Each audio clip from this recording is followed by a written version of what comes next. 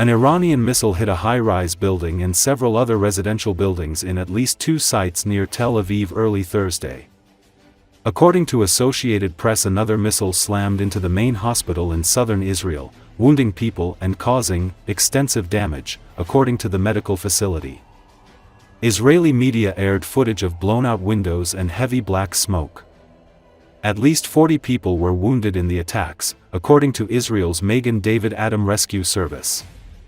Israel, meanwhile, carried out strikes on Iran's Arak heavy water reactor, in its latest attack on the country's sprawling nuclear program, on the 7th day of a conflict that began with a surprise wave of Israeli airstrikes targeting military sites, senior officers and nuclear scientists. Iran has fired hundreds of missiles and drones at Israel, though most have been shot down by Israel's multi-tiered air defenses, which detect incoming fire and shoot down missiles heading toward population centers and critical infrastructure. Israeli officials acknowledge it is imperfect.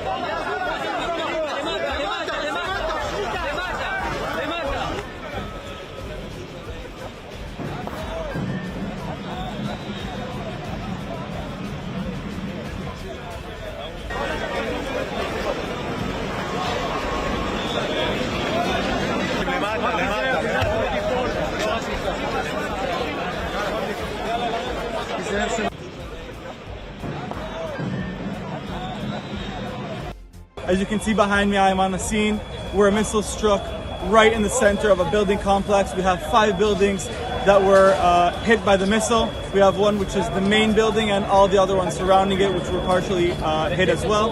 We are currently evacuating minimal amount of patients. We have 1 serious patient with 2 more with minor injuries. We still have a lot of work behind me, as you can see, extracting patients from all the buildings, going door from door. Our teams are together with the fire department and front command, trying to get people out of their houses. You can see the house behind me is still on fire.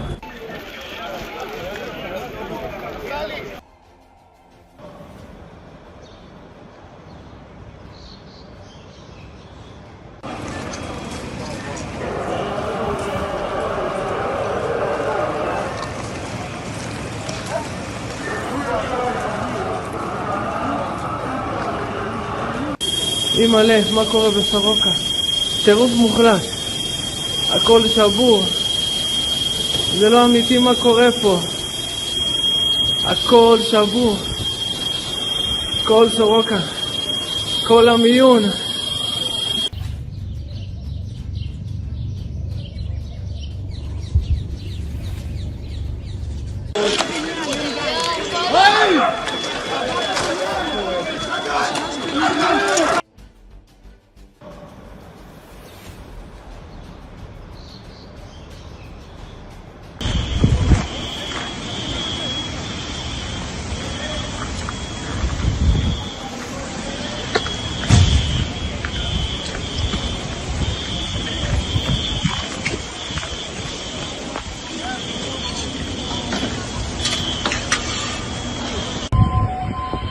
הלך נחת אצלנו פה, תראה מה עשו לנו, כל הבית,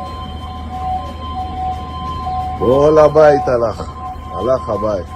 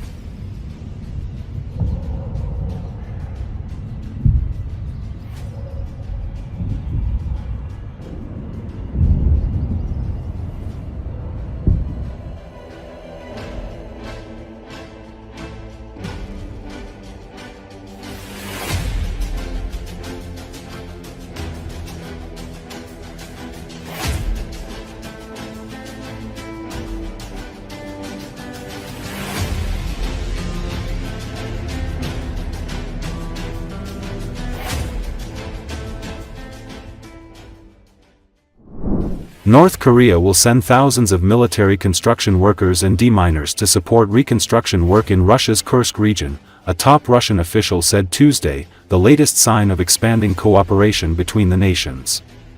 According to Associated Press, North Korea has already supplied thousands of combat troops and a vast amount of conventional weapons to back Russia's war against Ukraine. In April, Pyongyang and Moscow said that their soldiers fought together to repel a Ukrainian incursion into Russia's Kursk border region. The Ukraine has insisted it still has troops present there. Wrapping up a one-day visit to Pyongyang, Russian Security Council Secretary Sergei Shoigu said that North Korean leader Kim Jong-un decided to send 1,000 sappers to clear mines in the Kursk region and 5,000 military construction workers to restore infrastructure there, according to Russia's state news agency, TASS. Another Russian state news agency, RIA Novosti, carried a similar report. Shoigu said that Moscow and Pyongyang agreed to erect memorials in both countries in honor of North Korean soldiers who died while fighting in the Kursk region, according to TASS and RIA Novosti. North Korea's official Korean Central News Agency said Wednesday that Kim confirmed the contents of North Korea's cooperation with Russia with regard to Kursk's current situation but didn't mention the dispatch of army construction workers and deminers cited by Russian media. KCNA quoted Kim as expressing his resolve to, invariably and unconditionally support, what he called Russian efforts to defend its sovereignty and territorial integrity. Kim has previously made similar comments in support of Russia's war on Ukraine. KCNA also said that Kim and Shoigu approved some plans for conveying along the heroic feats displayed by North Korean troops in operations to liberate the Kursk area, an apparent reference to the memorial construction plan. North Korea and Russia have never disclosed how many North Korean troops have been sent to Russia or how many of them were killed. But according to South Korean, US and Ukraine assessments, about 15,000 North Korean soldiers have been deployed to Russia. South Korea's spy agency said in April that about 600 North Korean soldiers died on the Russia-Ukraine battlefronts. The deepening ties between North Korea and Russia have raised worries among the US, South Korea, and their partners that Russian President Vladimir Putin may in return provide Kim with much-needed sophisticated technologies that can help advance his nuclear and missile programs. The two countries, both in confrontations with the US and its allies, have sharply grown closer to each other in recent years. In 2024, Kim and Putin signed a landmark defense treaty that requires each side to provide aid if the other is attacked. It was Shoigu's third visit to North Korea in about 3 months. 김정은 동지께서는 조선민주주의인민공화국과 러시아 연방 사이의 포괄적인 전략적 동반자 관계에 관한 조약 체결 한돌 시대는 뜻깊은 시기에 평양을 찾은 세르게이 쇼이구 동지를 반갑게 맞이하시고 따뜻한 담화를 나누시었습니다. 경애하는 김정은 동지께 보내는 러시아 연방 대통령 울라지미르비치 푸틴 동지의 구두 친서를 쇼이구 동지가 정중히 떼서는 조로 사이의 포괄적인 전략적 동반자 관계에 관한 조약 체결이 가지는 중대한 의미가 다시금 평가되었으며 최근 몇 주간 두 나라 국가 수반들이 친서 교환을 통하여 합의한 중요 문제들을 이행하는 데서 나서는 당면한 협조 사항들과 전망 계획들이 심도 있게 논의됐습니다.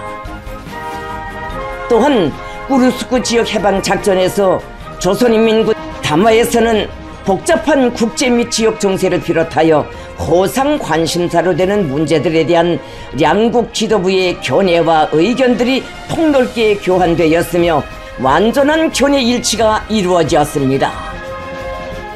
담화는 시정 친선적이며 들을 성실히 이행해 나가려는 조선민주주의인민공화국 정부의 확고부동한 선택과 의지를 다시금 굳게 표명하셨습니다.